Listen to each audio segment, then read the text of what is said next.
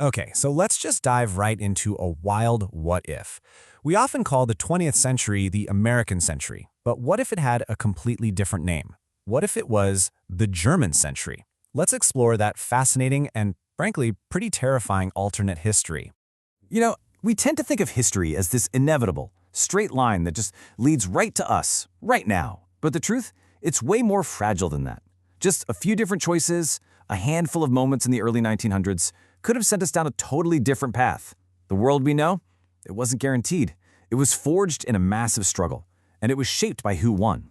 So when we talk about a German century, it's not just one single idea. It's really a fork in the road, leading to two profoundly different worlds. And the path we'd go down really depends on the answer to one simple but incredibly powerful question. Which world war did Germany win? And here's the thing you gotta understand. A victory isn't just a victory. The why behind the win is every bit as important as the what. A German triumph in, say, 1918 would have been a win for one set of ideas, but a victory in the 1940s, that would have unleashed something completely different and way more terrifying on the world. These weren't just different outcomes, they were entirely different realities. So, you might be asking, how could history have been so drastically changed? Well, it really just boils down to two key moments. Two tiny hinges where the door to our reality could have just slammed shut and a whole new one opened up. I mean, just look at how a single military choice in each war could have completely rewritten the future. In 1914, invading Belgium was this huge strategic gamble that really backfired because it brought the massive British Empire into the war immediately. If Germany had just respected Belgian neutrality, they might have had the time they needed to knock France out of the war. And then in 1940, a successful invasion of Britain? That would have been a knockout blow. It would have cemented Nazi control over Europe and made any kind of counterattack almost unthinkable. Okay, so victory is secured in either timeline. What's the first thing Germany does? They start remaking the entire continent. But how they do it? Well, that shows the massive gap between their ambitions. And this right here, this slide, just perfectly lays out that chilling difference in ambition. A World War I victory is more like traditional empire building, right? You control your neighbors. But a World War II victory is something way more sinister. It's about total assimilation, the complete erasure of nations and peoples. It's the difference between ruling your neighbors and just making them stop existing. So if we're talking about the World War I scenario, the goal was all about strategy. They had this idea called Middle Europa, which was basically a German-dominated Central Europe. And a huge part of that plan was to cripple the rising power of Russia. By grabbing all these resource-rich lands, they would have basically kneecapped the Russian state for good, securing their own economic future and dominating the continent through sheer economic power. But, borders, they're just lines on a map, right? What really matters are the ideas that govern the people inside those lines. And this is where the two German centuries basically become two different planets. On one side, you've got Middle Europa. It's a goal straight out of 19th century power politics. It's about creating an economic bloc, kind of like a German-led EU, to get resources and project power. But then, on the other side, you have Lebensraum, or living space. This isn't an economic plan. It's a biological one. It's a terrifying vision of racial conquest and extermination, to literally replace entire populations with German settlers. And that is the absolute core difference here. A WWI victory actually preserves an old world of emperors and aristocrats and colonial empires. It proves that monarchy and tradition can still win against the new ideas of democracy. The Nazi victory, though, is a violent, radical revolution. It wants to completely destroy centuries of Western civilization, things like the Enlightenment, human rights, Christianity, and replace it all with a brutal new order based entirely on a twisted mythology of race.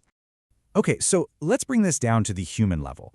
What would it actually be like to live in one of these new worlds, especially in the Nazi victory timeline, where the consequences are, well, they're almost beyond what we can imagine? In this world, every single person would be put into a box, judged based on this grotesque racial ladder. At the very top, you have the so-called Aryan master race. Below them, a complicated hierarchy that even included honorary Aryans for political allies. And then, at the absolute bottom, considered unworthy of life itself, were the Untermensch, the subhumans. And this word, Untermensch, it wasn't just some horrible slur. No, it was a political and philosophical idea. It was the government's official justification to treat millions and millions of human beings like they were pests that needed to be cleared away. It led directly to industrialized genocide on a scale that is just mind-boggling. Hitler was actually pretty open about this. He admired America's westward expansion and the brutal displacement of Native Americans. He literally saw it as a model. His plan was to do a much faster, much more systematic version of that all across Eastern Europe, depopulating the land through mass murder and planned starvation to create a blank canvas for German colonists. And the scale of this plan is it's almost impossible to wrap your head around. Official Nazi plans called for the elimination of more than 50 million people to clear the way for Lebensraum. That's a genocide 10 times the size of the Holocaust from our timeline. And that was just a beginning. But Nazism's thirst for control was endless. It didn't just stop at race. The ideology demanded your absolute, total devotion to the state. Any other loyalty, any other source of identity or meaning was a threat. So, after they dealt with the Jews and the Slavs, the Nazis turned their attention to another huge pillar of European life, a force they believed stood in the way of their total domination. You had top Nazi leaders, guys like Himmler, who saw Christianity, with its Jewish roots and its message of mercy and compassion for the weak, as a poison. It was completely at odds with their ideology of ruthless strength. Their long-term plan was to slowly erode and ultimately wipe Christianity off the map in Europe, replacing the cross with the swastika as the one and only thing people could worship. So, when you boil it all down, the takeaway is just profound. A German victory in World War I creates a world that's definitely more authoritarian, more imperialistic, but it's still recognizably human.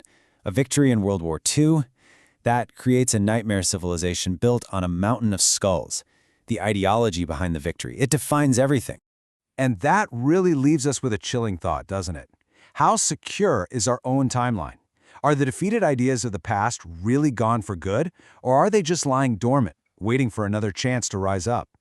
And when you look at the world today, what new ideas are fighting for control, shaping a future we can only begin to guess at?